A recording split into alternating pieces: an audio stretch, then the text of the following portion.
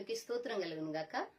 ప్రపంచ దేశాలలోనూ 2 తెలుగు రాష్ట్రాల ప్రజలలోనూ ఉంటున్న ప్రతి బిడ్డకి ప్రేయర్ ఈజ్ యువర్ బ్లెస్సింగ్ అనే మా యూట్యూబ్ ఛానల్ ద్వారా నజరేయుడైన యేసుక్రీస్తు వారి అతి పరిశుద్ధ నామములో వందనాలు తెలియజేస్తున్నాను.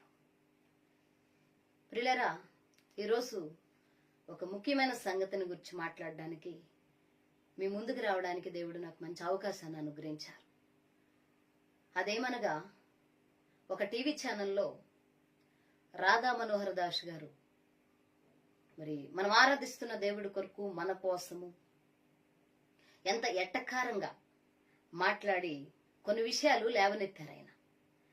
ఆ సంగతుల గురించి నాకెందుకో మాట్లాడాలనిపించింది.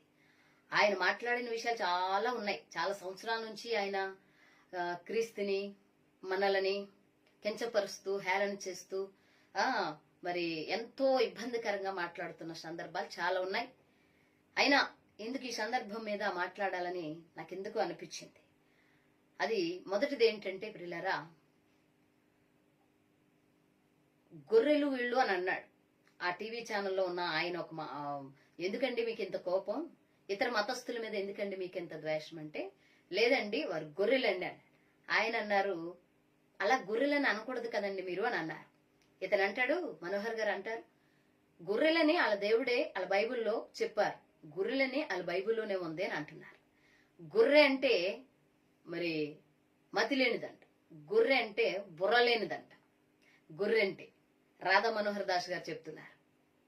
రాధా మనోహర్ దాస్ గారు, ఒక విషయం తెలుసుకోండి, గొర్రె అంటే బుర్ర లేనిది కాదు. అనగా క్రీస్తుని అంగీకరించిన ప్రతి ఒక్కరూ గొర్రెలు అనుకుంటున్నారు. మీరు అలా అనుకుంటాం నీ యొక్క వ్యక్తిగత అభిప్రాయం ఏమో. గొర్రె గురించి, దానికి తత్వం గురించి నీకు తెలిస్తే గొర్రె గొర్రె అని పద్దాక మీరు మాట్లాడరు. గొర్రెన్న మాకు సంతోషం, ఎందుకంటే క్రీస్తు మమ్మల్ని గొర్రెల గుంపుగా ఆయన వర్ణించారు. ఆయన మాకు కాపురిగా, ప్రధాన కాపురిగా మాకున్నారు. రానున్న దినాలలో ప్రపంచం అంతటికి కూడా మరి ఆ రకమైన క్రమమే ఏర్పడుతుంది.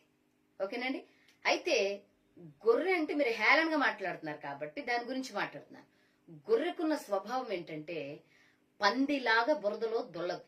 మొదటిది గొర్రె విషయంలో మనం ఆలోచించాలి.